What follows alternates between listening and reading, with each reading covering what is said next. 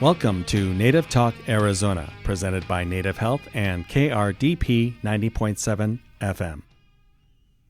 Later in the show, we'll chat with author Laurel Goodluck. But right now, host Lanasha Powati talks with Justin Hongeva, Resource Development Manager for the Hopi Education Endowment Fund. I'm host Lanasha Powati. On the phone with me is Justin Hongeva, Resource Development Manager for the Hopi Education Endowment Fund that helps make college dreams a reality for Hopi students. Hello, Justin. It's an honor to have you on our show today. Hello. How are you doing? Thank you for having me. It's a pleasure to be here. I'm doing great. Thank you. And before we get started, can you tell us a little bit about yourself, your journey, and your background? Yes. As you mentioned, my name is Justin Hongeva. I am an enrolled member of the Hopi tribe. I am Bikis Lungla, which translates to Corn Clan, from the village of Munpapi. I actually spent quite significant time down there in the Phoenix Valley. I earned a bachelor's and a master's degree at Arizona State University in American Indian Studies, and spent some time working there at ASU. Also spent some time working even further south at the University of Arizona right before I moved back home to the reservation, where I have been working here at the Hopi Education Endowment Fund for just over 5 years now. And talking about the Hopi Education Endowment Fund, can you tell us more about it? Yes, the Hopi Education Endowment Fund, or HEEF as we call ourselves, we are a 78-71 nonprofit organization established in 2000.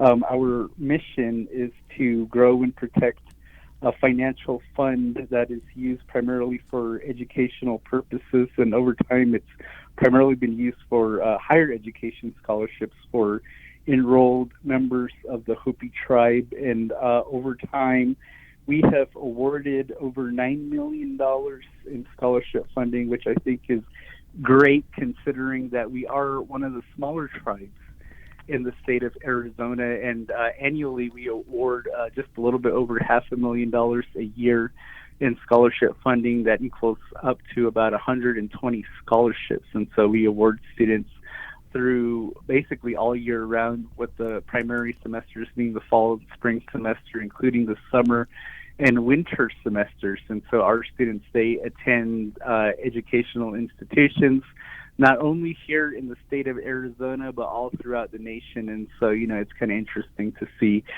where a lot of our students throughout the country end up, because you got students all the way in the Carolinas and even down south. But basically, that's kind of our game, is to support education for our people. Oh, wow, that is amazing. You guys have definitely helped many students and were able to distribute a lot of scholarships. So that is amazing to hear. Can you tell us about the different programs you offer? The main program that we fund is the Hopi Tribe Grants and Scholarship Program, which is a separate entity but also housed under the Hopi tribe. And so they're our basically kind of somewhat of a sister organization. And so really they're the primary program that we fund. We actually do have another program that we do work with. It's called the HEEF Imagine Grants. And Imagine Grants are to help other organizations, primarily organizations here on the Hopi Reservation, that have programs that are geared towards educational attainment, that maybe they just need just a little extra boost to help to make their dreams a reality as far as the programming that they provide. And so with Imagine Grants, we've helped programs that have done work within language and cultural revitalization, youth programs, elderly programs, things like farming practices, revitalizing traditional farming practices, and then even revitalizing traditional forms of art. And so those are kind of the primary programs that we work with here at the HEEF. And talking about the scholarship program, can you tell us what kind of impact have you seen with the scholarship? I think that the biggest impact that we see are the degrees earned. And so at the beginning of the interview, I did mention $9 million has been awarded out over time. and that $9 million has equated to over 500 degrees earned. And so those degrees range from associate degrees, bachelor's degrees, master's degrees, PhD, and professional graduate degrees. Because I think for any tribal nation that it's always the goal to have your own people go out, pursue an education, and then in turn return back to the reservation and use the education and knowledge that they attained off the reservation to be of service towards the people here on the reservation. And so I think that that's probably the biggest impact that we've seen, is that seeing our own Heath scholars return back to the reservation and serve Hopi in some capacity, or even just seeing our people work with other tribal nations and serve those folks in some capacity. So basically, they're not just serving Hopi, but serving Indian country as a whole. And I believe you mentioned annually you guys distribute about 120 scholarships. So varying with all those students that you guys have awarded scholarships, do you have any favorite success stories? My favorite success stories are probably, people that I know, because I grew up here on the reservation. I was formerly a Heath scholar as well, and so when you grow up in a small, tight-knit community, that for those of us that did go off to college, that we tend to kind of keep track of each other. And so just knowing that myself, even my wife is also a former Heath scholar, that she's gone and earned a bachelor's degree, and then a lot of our other friends that we grew up with on the reservation that did end up pursuing a higher education to achieve their degrees, and a lot of it coming from Heath. And so it's like we're a pretty well-known organization here in the community, because then most of us, we receive the funding ourselves.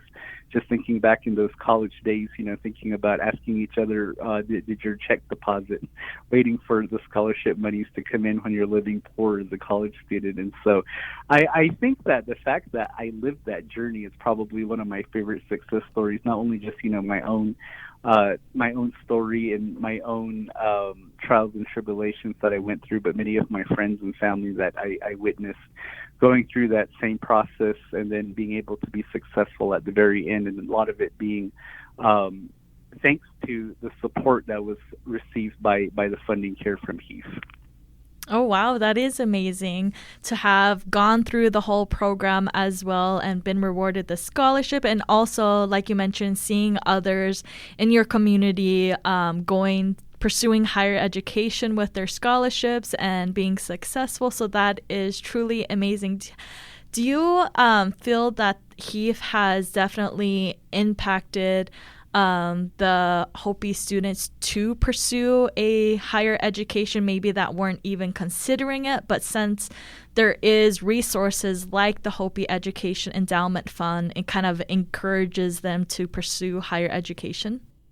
I definitely think so, because for the most part, I think here, at least here on the reservation, that, this idea of pursuing a higher education, there's still a lot of education that the community is still needing to receive, as far as how do you pay for college. Because I think that, as far as this idea of college or university for a lot of folks out here on the reservation, that there's still a lot of unknowns.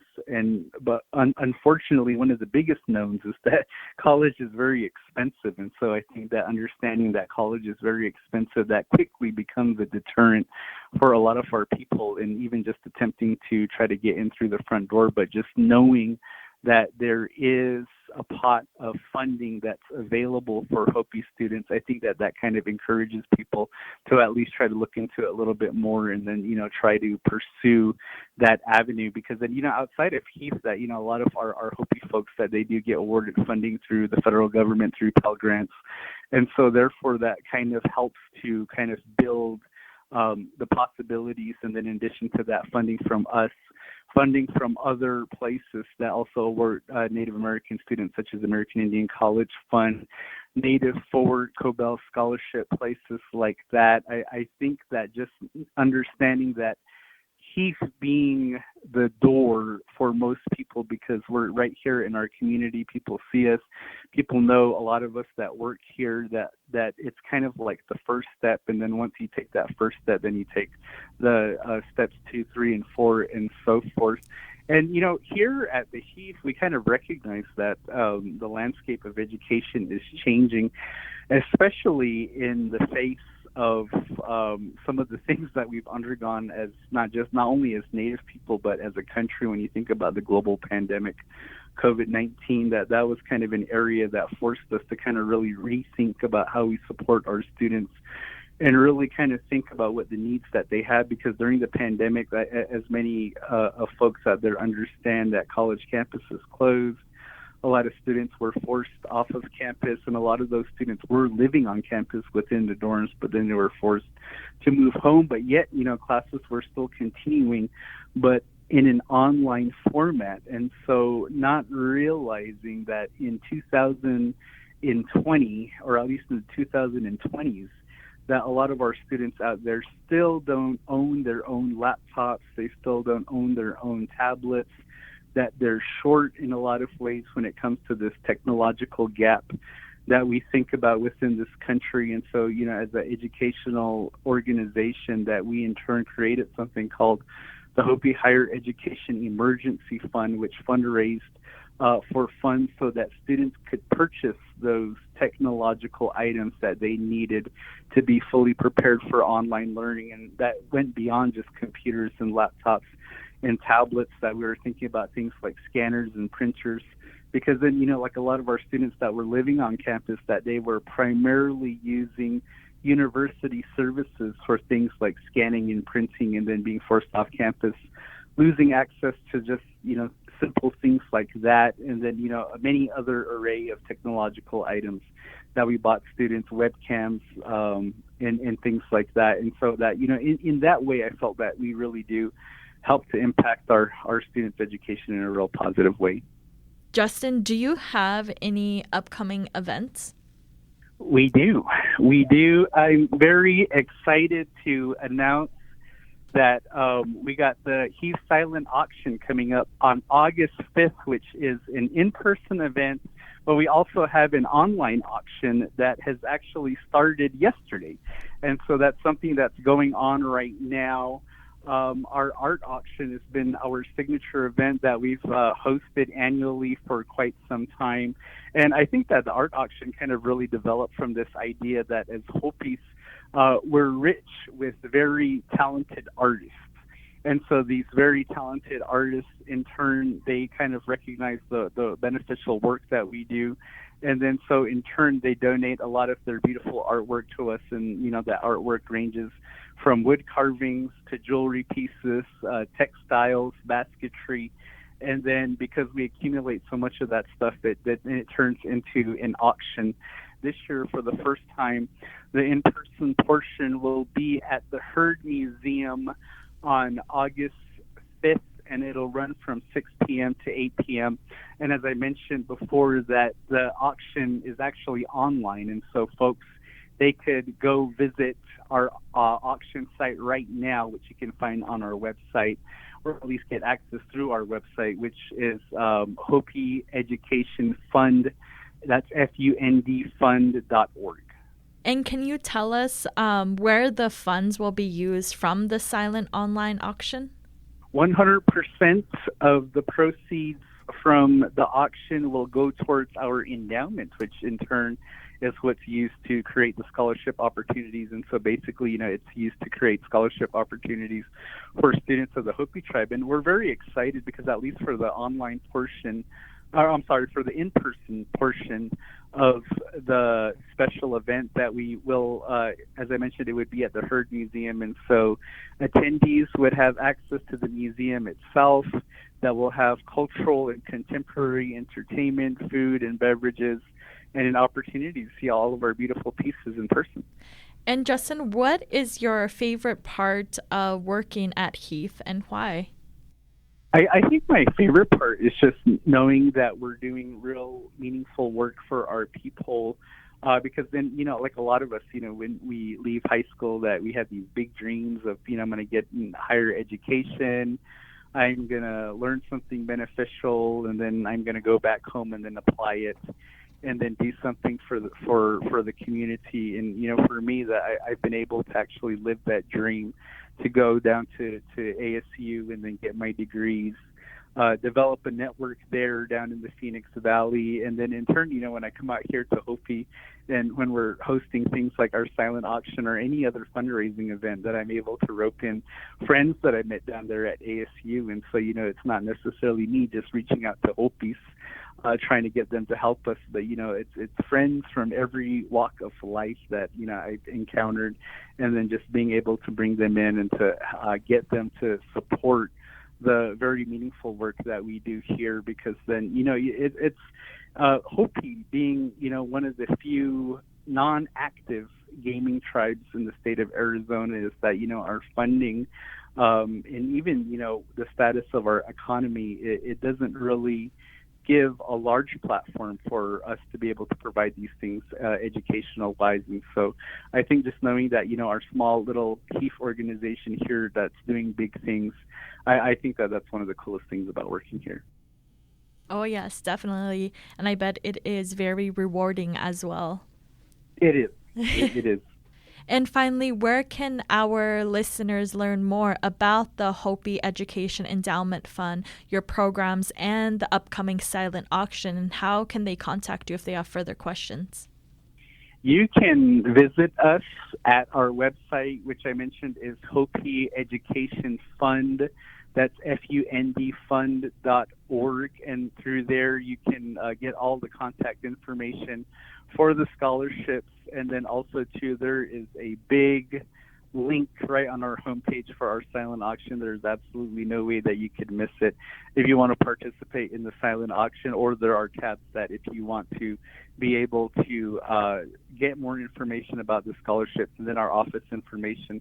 Our phone number here is 928-734-2275. You can always give us a call during business hours, which is Monday through Friday, 8 to 5. Or you can give us an email at HEEF, that's spelled HEEF, at HopiEducationFund.org. I would like to thank you, Justin, for taking time out to talk to us today, to tell us more about the HEEF programs and all of the great resources that you are giving to the Hopi community. Thank you for having me. I had a great time. Coming up, Lanasha talks with author Laurel Goodluck. Support for KRDP 90.7 FM comes in part from Native Health, with 2 locations in Phoenix, 4041 North Central Avenue, Building C, near the corner of Central Avenue and Indian School Road, and at 2423 West Dunlap Avenue. Native Health is also located in Mesa at 777 West Southern Avenue, near the corner of Southern Avenue and Extension Road. Native Health provides primary medical, dental, behavioral health, WIC, and wellness services for the urban Native American community. For more information, call 602-279-5262 or visit our webpage at nativehealthphoenix.org.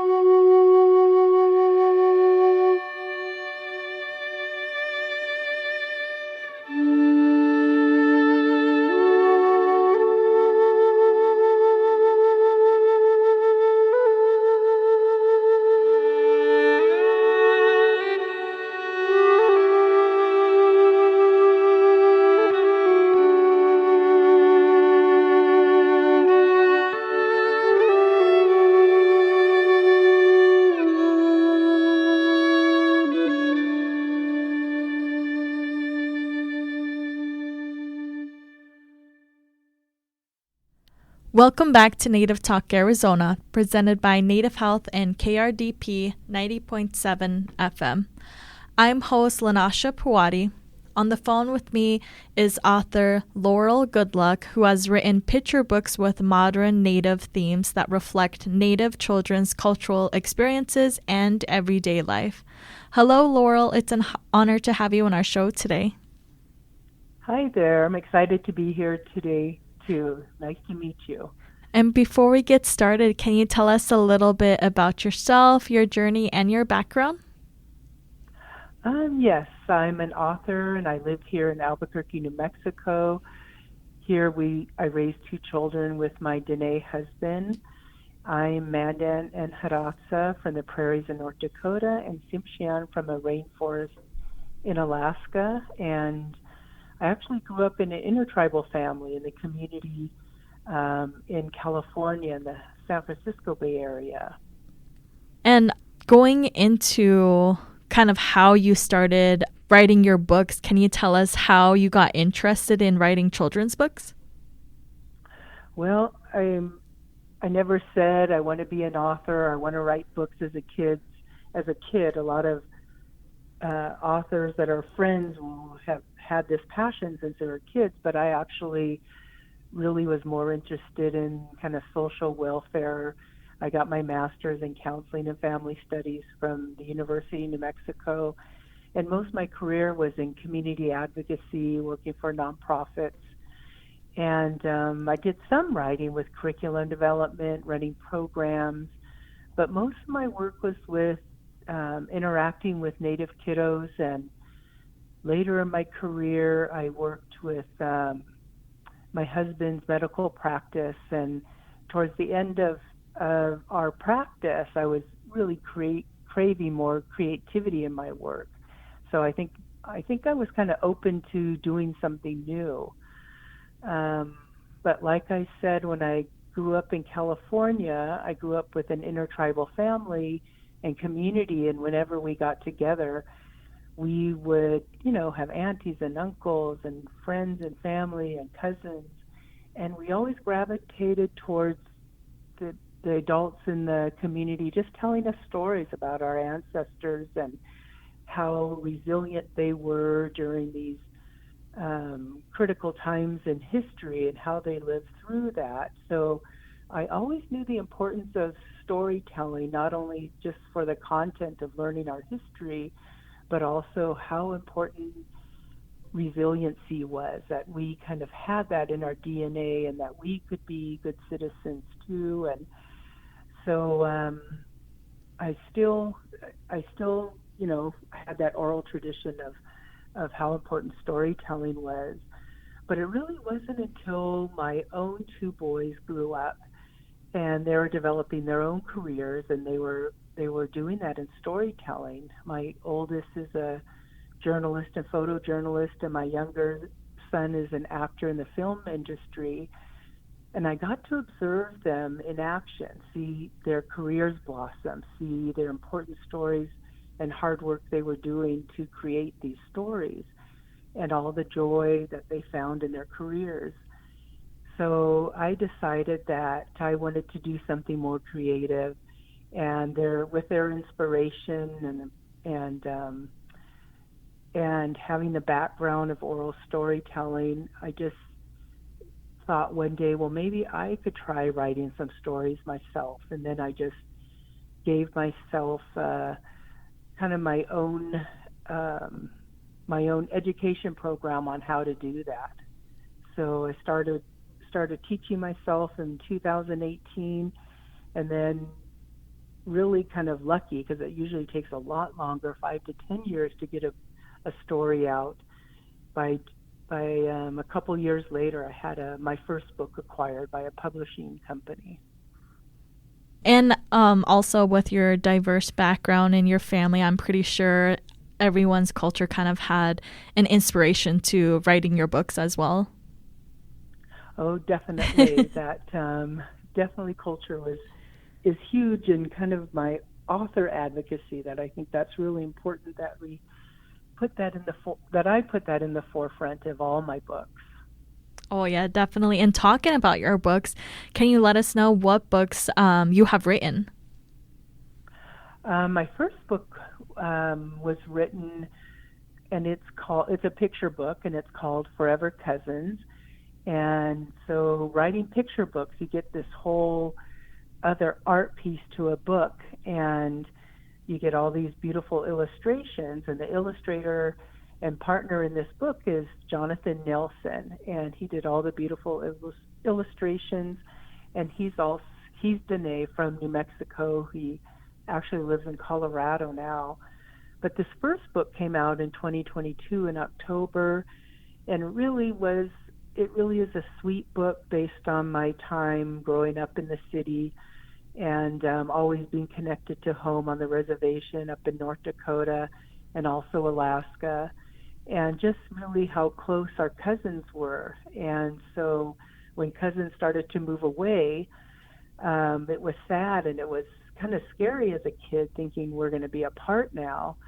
And so I wanted to write this book to show other kids that, other Native kids and all kids, that when a friendship is ending after somebody's been close and living in close proximity, when someone moves away, that you still can be connected. And in this particular story, it's definitely about your intergenerational family, your culture that keeps you together, and, a large family that's always doing things together.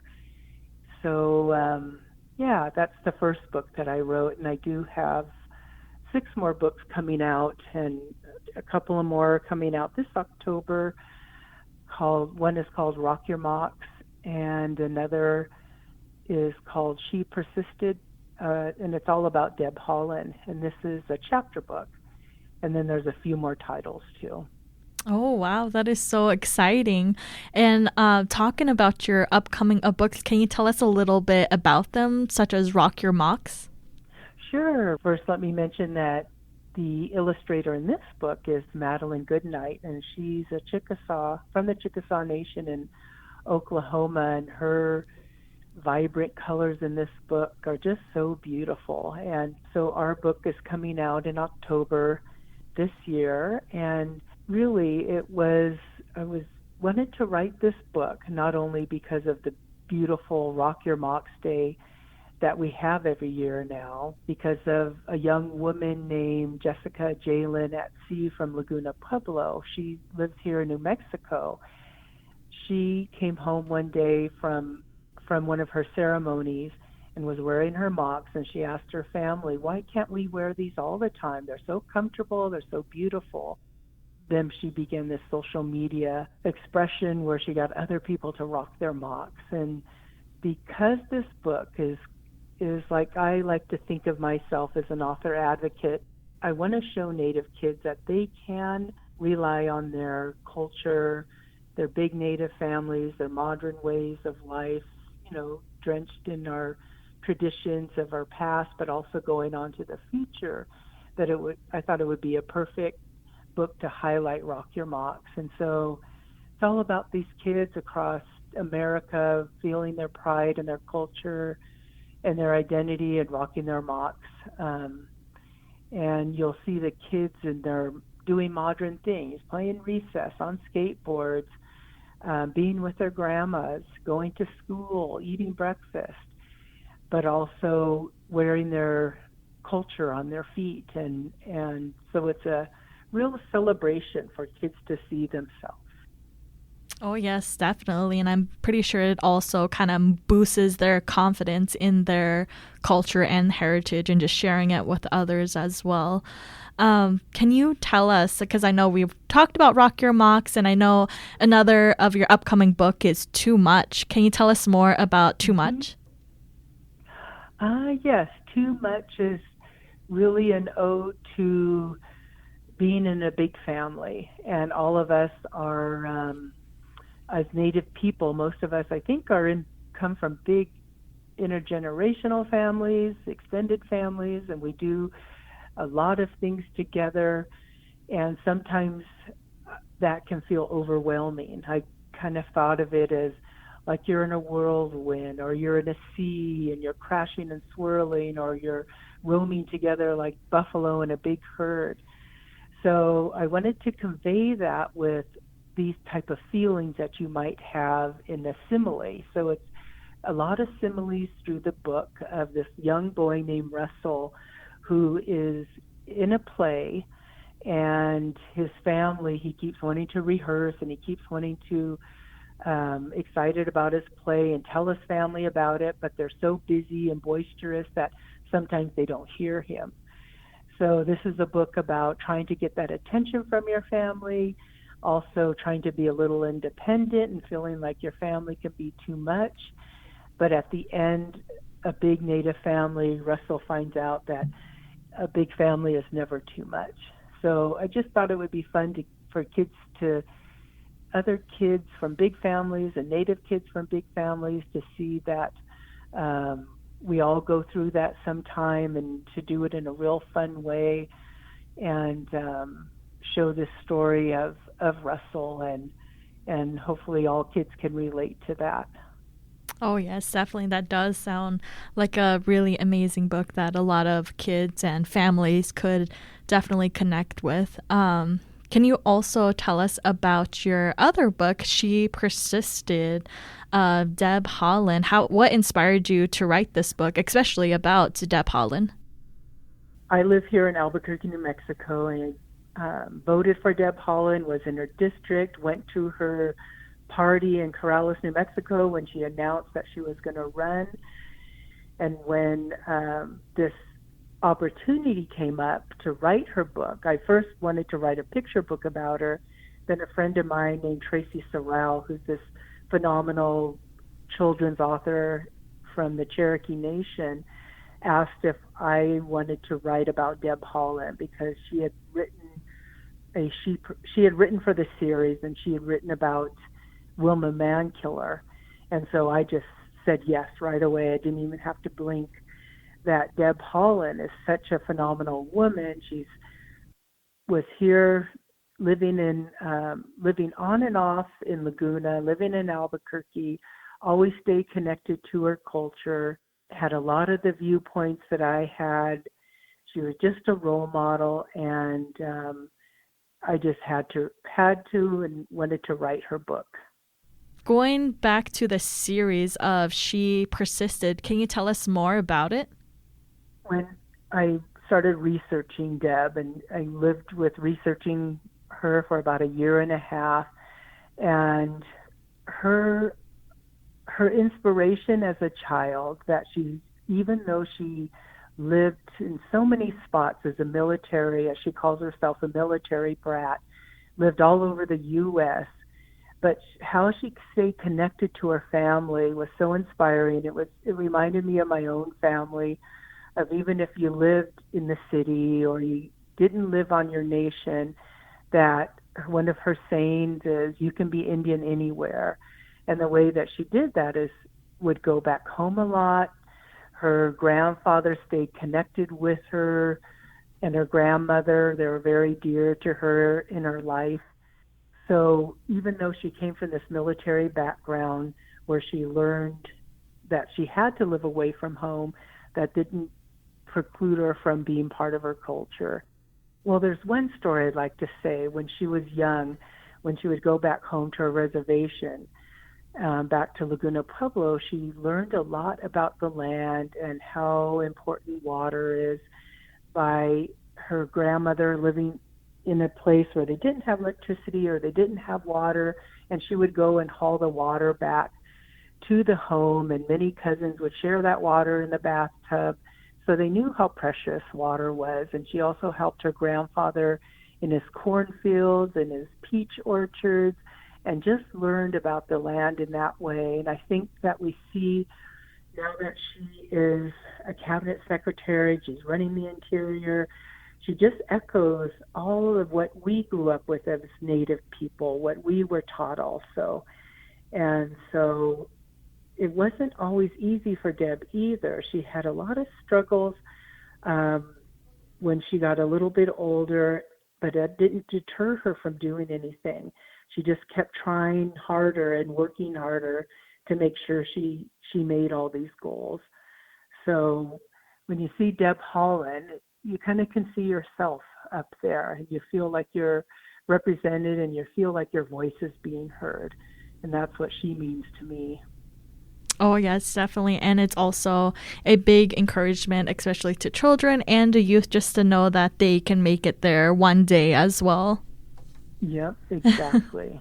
What a symbol she is. Yes, definitely. And Laurel, we saw that you've been involved with We Need Diverse Books. Can you tell us more about that and your mentorship? Yes, that was a game changer for me. When I first started studying what it meant to write children's books, in particular picture books, I really wanted to look up what organizations were out there that had the same beliefs that I did, that we need to have more of our children's lived experiences in books so they can see themselves. And the first organization I found was We Need Diverse Books. And they let me know the statistics of seeing yourself in books. So if you look at children's books at this day and at this modern day, only 1% of Native children are main characters in books, and only 1% of Native people are writing our own stories. So we're the lowest on statistic on that. And if you look at all books, over 60% have white children or inanimate objects representing. So we've got a long way to go, and it seems to be so unfair to have that type of statistic. So We Need Diverse Books is an organization that is doing a big, they're an organization that really leads the campaign in getting books into the hands of children so they can see themselves. And they do this in many ways. They have grant programs. They have a Native American, every year we get together and we have a conference together, a workshop to help us as Native writers. But they also have this program of mentorship. And this program of mentorship pairs you up with another diverse writer and in the field that you're interested in, and supports you for a year, and meaning supporting you, answering your questions, introducing you to new people, or telling you about conferences, just giving that insider tip.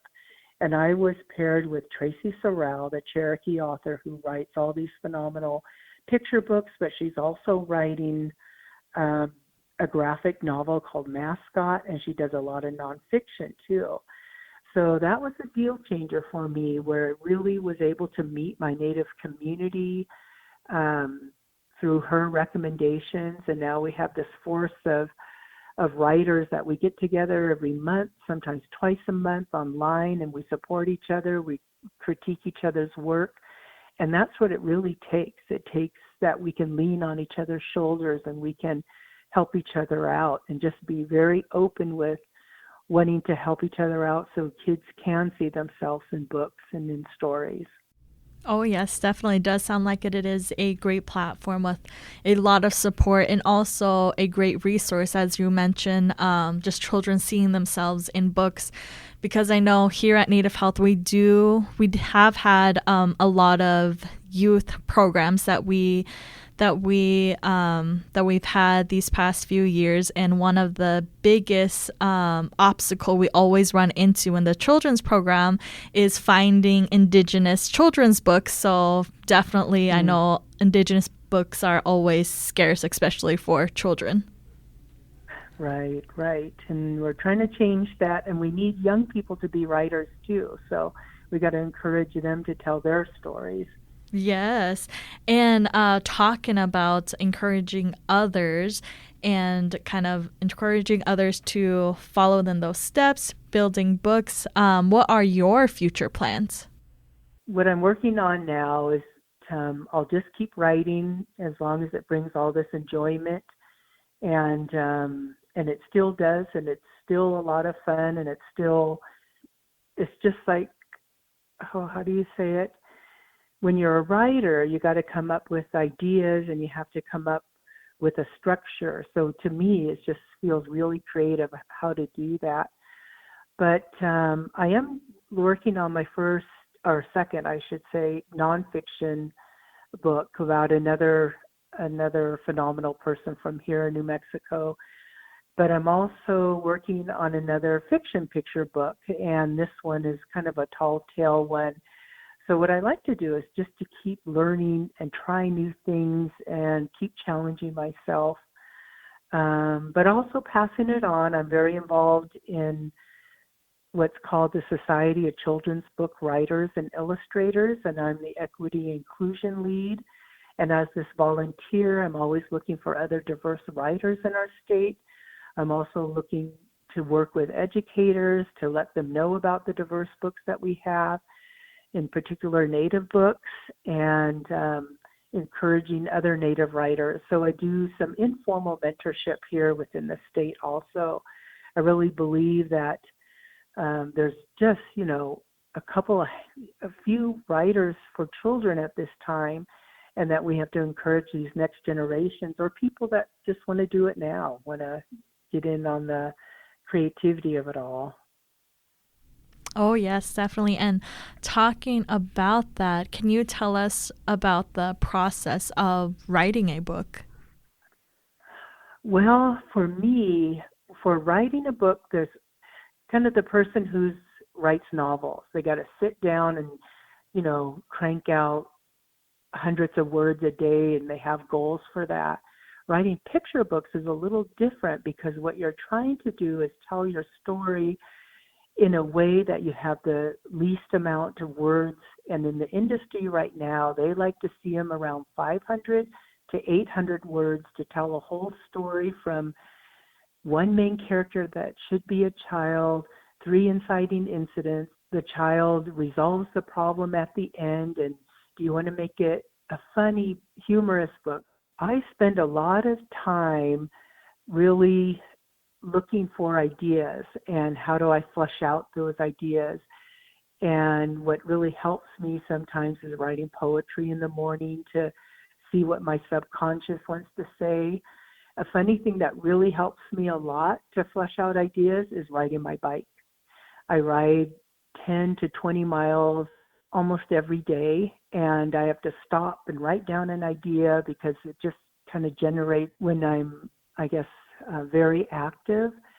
And so the writing process involves a lot of idea generating. And then the second part of it is reading a lot of picture books. I'll have a stack of about 30 books sitting behind me where I'm looking at the structure, I'm looking at the page turns, I'm looking at how they make the words sing. So it's a constant learning, and it's a constant getting ideas from structures and how you'll put that together. So that's it. And then it's sitting down and fleshing out a good manuscript with that.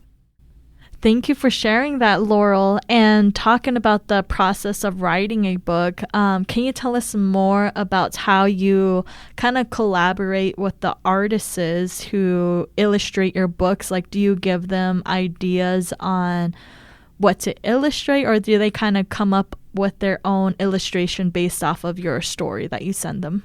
Oh, that's a good question, because a lot of people think that we talk with the illustrator, but in traditional publishing, you send your manuscript to the publisher and then they decide who the illustrator will be. Because natives in publishing is so new, they let us collaborate a little bit more. So they'll give a list of illustrators that they think would match the book, because they have an whole art department. They have, decades of experience and such. And so they'll also invite me to go ahead and give recommendations also. And it's funny how I'll be scouring Instagram looking for potential illustrators. On Instagram, it's like a little art gallery that one can view. And because there's so few of us, that we are looking for other people at times. We don't collaborate too much, and it's even frowned upon if, like when I'm writing my book, not to give a suggestion of what you want to have illustrated. When you have the illustrator take over the book, they really add another whole layer of story to the book, and you have to just really trust the process. So I won't see sketches until way later in the game, after they've been working on the book for months and months, and then they'll let me in and see it, and then I can make some suggestions or give comments. So it is a tricky process, and it is one where you do have to trust in all that experience that they have, and your illustrator that you picked can add that another layer and beauty to the book, which they always do. It's always just a real happy day when you get that digital sketches or the full book done and it just comes to life. So yeah, but one thing is really important with all the publishers that I work with, because I'm with HarperCollins, Simon & Schuster, Charles Bridge, and Penguin Random House, that all of them are very good about making sure we have a native illustrator, that they're on board, because they also add that another layer of authenticity and culture, the things that you just can't get for someone else. And this is probably going to be a very difficult question. Which book that you have written is your favorite? Oh, I would, if I had to say there was a favorite, Forever Cousins would be a favorite, just because when I got the preliminary, publishers will send you a preliminary publication of your book before they print them all up. So when I got that first one ever, Forever Cousins, I didn't open it up. I brought it to my mother's house, my 85-year-old mother's house, and we looked at it together. And that makes it my favorite, because it was the most special moment of sharing that with my mother, who never saw herself in a book, and now she saw our family story in a book. So I think that just made it so special. Oh, that's amazing. And it also kind of started your journey of wanting to write other children's books. So yeah, that is a great pick. Yep. And Laurel, what advice do you have for someone who is interested in writing or going down the path of becoming an author? Well, I think the first thing I'll have to say is it's a lot of hard work, but it's a lot of fun work too. It's so creative. The practical parts of writing is find good organizations like We Need Diverse Books, SCBWY. They have conferences, they have paid conferences, they have free conferences, and you really have to give yourself your own master's in creative writing is what you're doing. So you're going to seek out those places. And if you're a diverse writer, it's best to seek out those diverse organizations that have that extra layer of understanding. So go to all the online conferences, go to them in person, study, read. Half of writing is reading.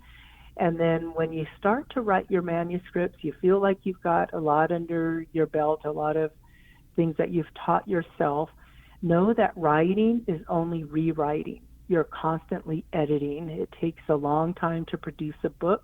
Even a book that's only 500 words can take over a year to get it perfected. And lean on each other. Find mentors, somebody that's doing this, and you can learn from them. And organizations that have, monthly meetings.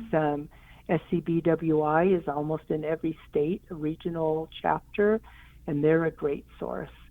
One thing that we do have now is HarperCollins has their own imprint just for Native writers, and it's called Heart Drum, and they give Native intensives every year, once or twice a year, welcoming new writers to learn, and that's a great opportunity, and they're sponsored through or partnering with We Need Diverse Books to do this. So there's a lot of good resources out there, and mentorships, formal or informal, are just great to do. I'm going to be actually with We Need Diverse Books. I was a mentee in 2019, and now this next year I'll be a mentor. So I'm really happy to be able to do that.